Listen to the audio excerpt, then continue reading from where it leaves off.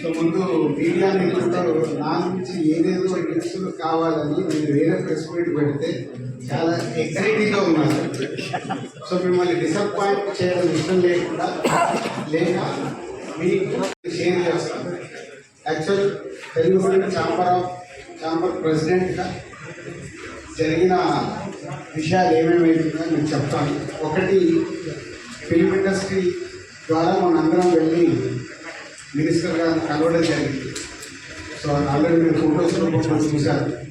So minister గారు CM గారు appointment తీసుకొని తొందరలోనే film industry Telugu film chamber ద్వారా సీఎం గారిని, తెలంగాణ సీఎం రేవంత్ రెడ్డి గారిని కల్పించబోతున్నారు. ఇది ఒక న్యూస్. అది డేట్ రాగానే మళ్ళీ మీకు అఫీషియల్గా చెప్తాను.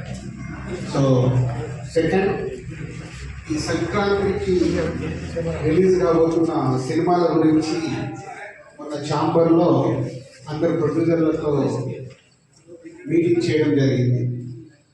ఆ మీటింగ్ లోపల ఏం జరిగింది మాకు తెలుసు, కానీ బయటకైతే రకరకాల స్టేట్మెంట్లు, రకరకాల మ్యాటర్స్ స్ప్రెడ్ చేశారు. యాక్చువల్గా ఆ 5 ప్రొడ్యూసర్స్ని పిలిచి ఏదైనా అవకాశం ఉంటే ఒకరిద్దరు వెనకకి వెళ్తే వచ్చే సినిమాలకి థియేటర్స్ కంఫర్టబుల్గా దొరుకుతాయని నా ఆధ్వర్యంలోనే జరిగింది. ఎందుకంటే నా సినిమా నేను పోస్ట్పోన్ చేశాను కాబట్టి నేను లీడ్ చేస్తే బాగుంటుందని అందరూ ఆ 5 నిర్మాతలు కోరుకున్నారు. సో 5 నిర్మాతలతో పాటు చాలామంది డిస్ట్రిబ్యూటర్లు అడగడం వల్ల ఛాంబర్ నుంచి, తెలంగాణ ఛాంబర్ ఆఫ్ కామర్స్ నుంచి తెలుగు ఫిల్మ్ ఛాంబర్ కామర్స్ ఒక లెటర్ రాసి ఆ మీటింగ్ జరిగింది. సో అందరు ప్రొడ్యూసర్లకు చెప్పడం జరిగింది.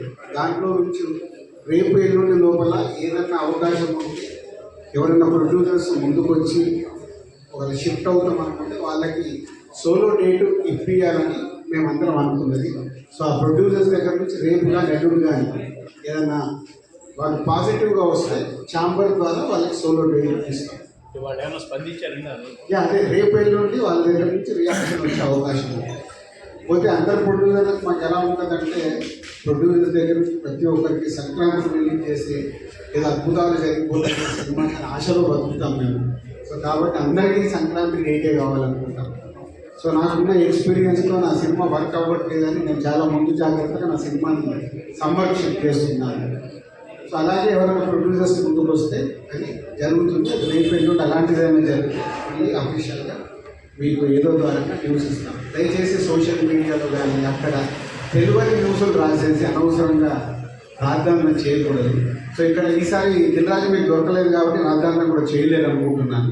నేను అక్కడ గ్రౌండ్లో ఉన్న అనుకోవాలని ఆడుకున్నారు. సో 5 ప్రొడ్యూసర్లకి న్యాయంగా పెద్ద సినిమా అయితే గుంటూరు కారం ఎప్పుడు అనౌన్స్ చేశారు కాబట్టి వాళ్ళు వచ్చేస్తారు. అలాగే అదర్ 4 ప్రొడ్యూసర్స్కి ఎక్స్ప్లెయిన్ చేయడం జరిగింది. ఎవరైనా ఒకరిద్దరు వెళ్తే బాగుంటుంది అని. సో రిజల్ట్ చూద్దాం రేపు నుండి వచ్చేదాన్ని బట్టి దాని మీద వాళ్ళతో సోలో డేట్ ఇప్పించడానికి ప్రయత్నం చేస్తాం.